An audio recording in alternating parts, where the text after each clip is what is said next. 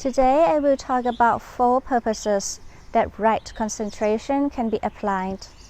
A pleasant abiding here and now, the attainment of knowledge and vision, or some people may use the word psychic powers, and the ending of effluence or impurity, and also mindfulness.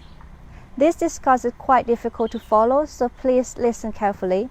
Also, I put the links of the original translation from Thanissaro Bhikkhu for you, so you can reread as frequently as you like.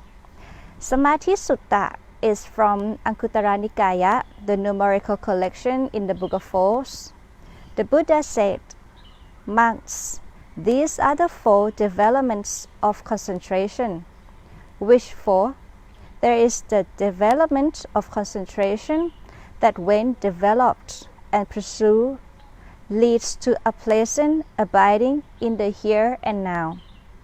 There is the development of concentration that leads to the attainment of knowledge and vision.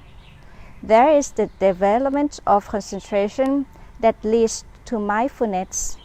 And last one, there is the development of concentration that leads to the ending of impurity. What is the development of concentration that when developed and pursued leads to a pleasant abiding in the here and now?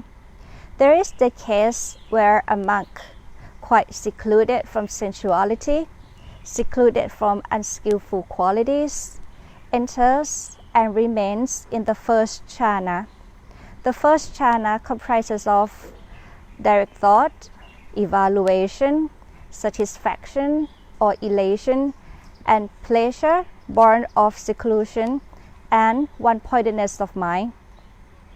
With the stilling of direct thoughts and evaluations, he enters and remains in the second jhana.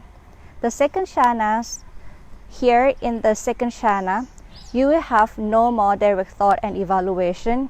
You will have just only elation or satisfaction, pleasure, born of concentration, and one-pointedness of mind, or unification of awareness. With the fading of satisfaction, he remains equanimous or tranquil or calm, mindful, and senses pleasure with the body.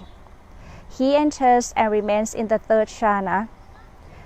With the abandoning of pleasure and pain, as with the earlier disappearance of elation or satisfaction and distress.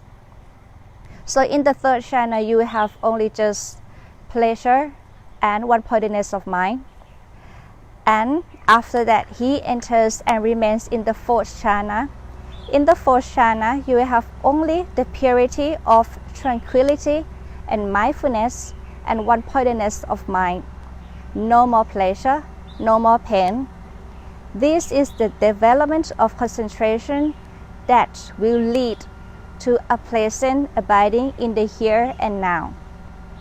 Next, what is the development of concentration that leads to the attainment of knowledge and vision?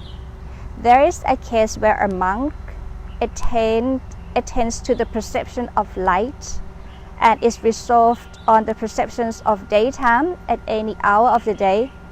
Day for him is the same as night. Night is the same as day. He develops a brightened mind through open and unbound awareness. This is the development of concentration that leads to the attainment of knowledge and vision, or as I said earlier, some people may use the psychic powers word. Next, what is the development of concentration that leads to mindfulness? There is the case where feelings, perceptions, thoughts are known to the monk as they arise, as they persist, and as they subside. This is the development of concentration that leads to mindfulness and alertness. Last one, what is the development of concentration that leads to the ending of effluence or impurity? There is the case where a monk remains focused on arising and falling or passing away with reference to the 5 clinging aggregates: form, feeling, perception, fabrications, consciousness, that they occur and pass away. This is the development of concentration that leads to the ending of impurity, which is the most significant and what we should practice. The Buddha said that there are 4 developments of concentration. I hope you all find this discourse beneficial, and may you all be liberated from impurity and attain these 4 developments of concentration.